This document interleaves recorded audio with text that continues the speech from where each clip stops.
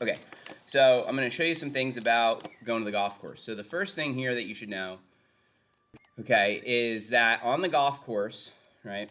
So there's par threes, par fours, and par fives. Do you know that yet? Okay. Par three.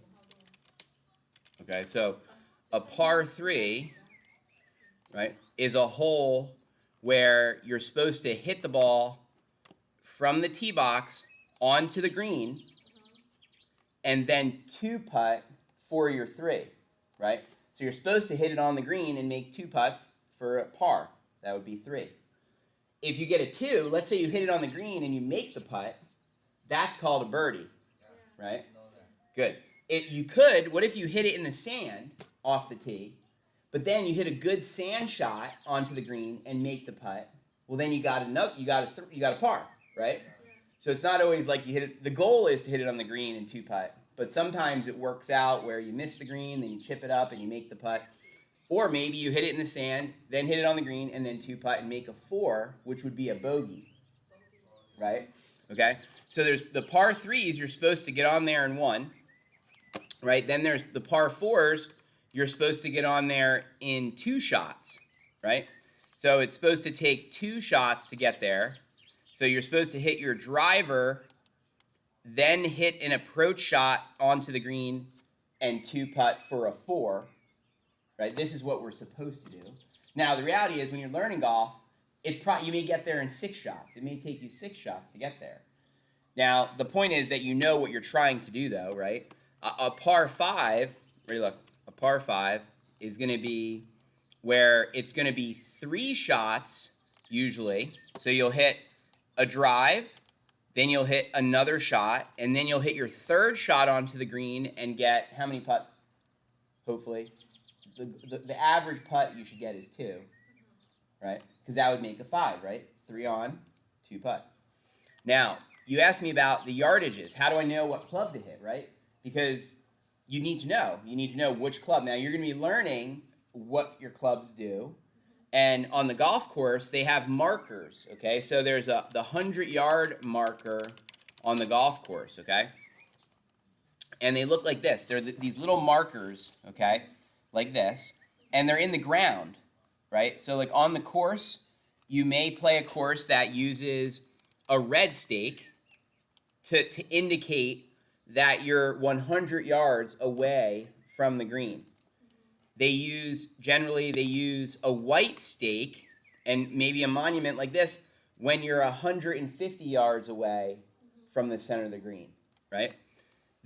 It's usually a blue marker when it's 200 yards away. So red is 100, white's 150, blue is 200. Now there are devices out there like I have the rangefinder that Leroy just brought back to me.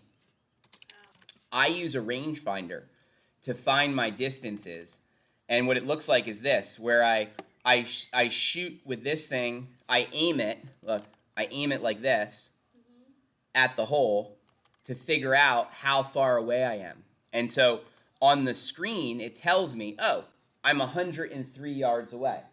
So some people do that. On your phone, they have an app called a Golf GPS app, okay?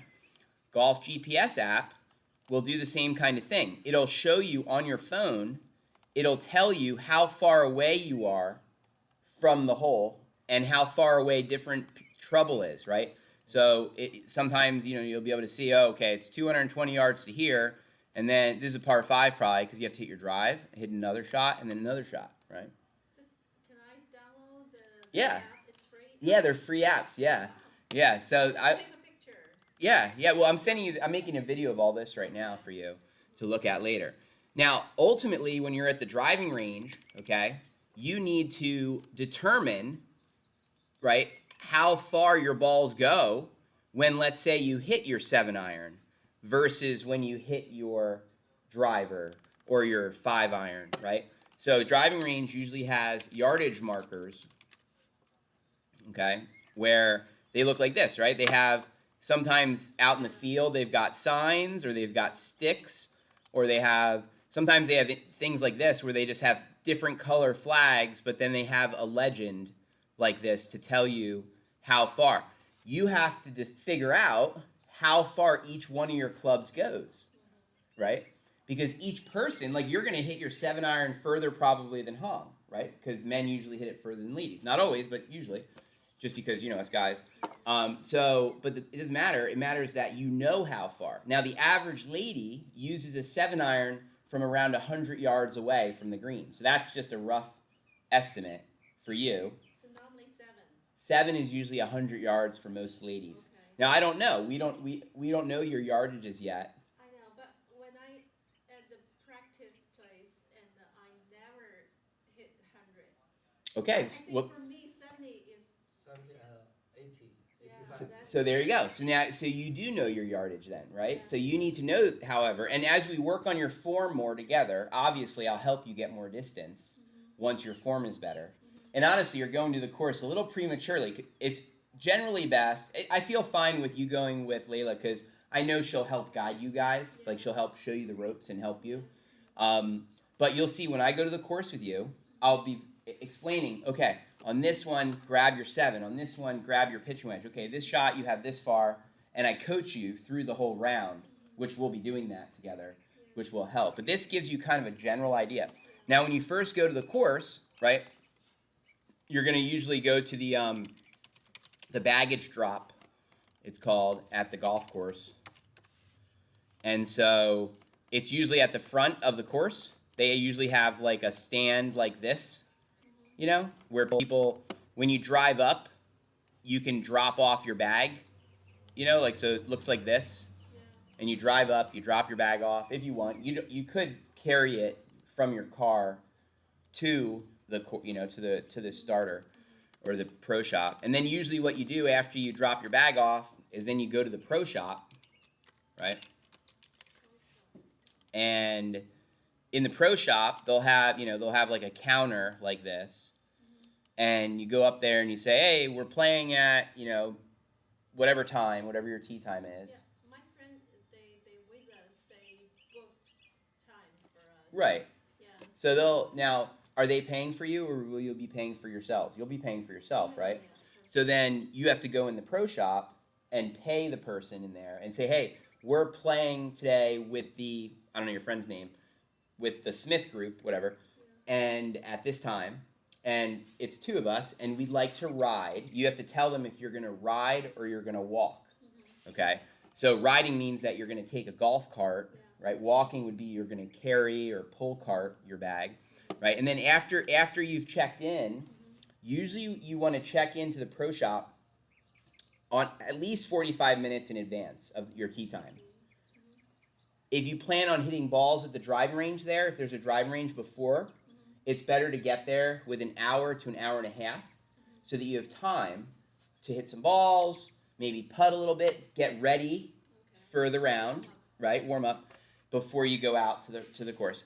Once you get outside, there's a starter, okay? And the starter has usually there's like a little house usually by the like this. It looks like this, the starter. And you go up to the starter and he's like he'll tell you, he'll say, like, let's say it's getting close to your tee time. Let's say it's your tee time, let's say, is at 1:30, right? So at 1:20, you're done hitting balls at the range. You already putted a little bit at the putting green, right? And so then you go over to the starter and say, "Hey, we're the Huang group at this time. Let us know when you're ready for us," right? And he'll say, "Okay," and then they'll call you over. They'll say, "Come on over. You're on the tee next," right? And so then you go over to the tee box and you wait. Now, once you get to the first tee, okay, so let's see, first tee of golf course. Here you go.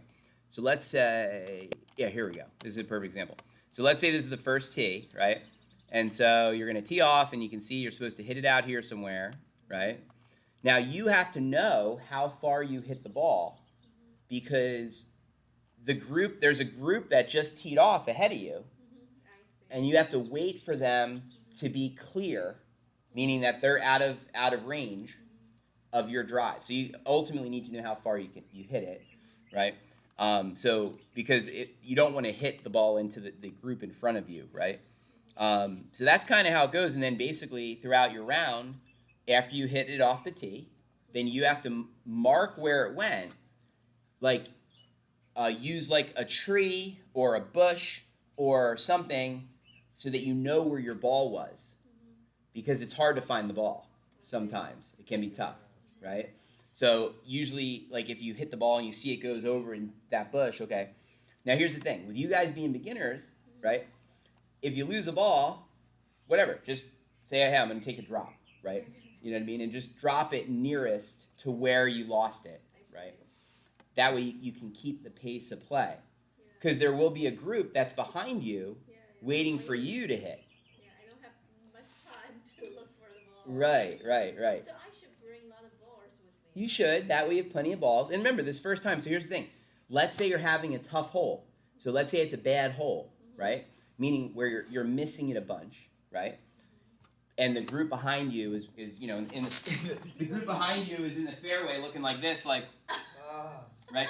Then of course what you do is you say, hey, you know what? I'm gonna pick up and I'll just tee off on the next hole.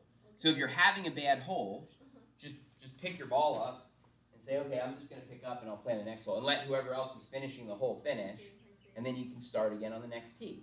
You see? So you don't have to play every shot. Now hopefully Layla picked a tee time that's like later in the day, maybe, where it's not as busy. Because in the morning time, it's very busy, but it's fine. Like I said, if you have, the rule of thumb is, if you, let's say on a par 3, if you've had 6 shots already, then pick up. Meaning double par, right? On a par 4, if you've had 8 swings already, 8 shots, pick up.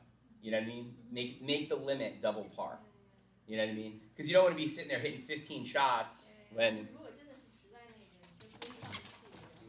So, I just recorded all that for you.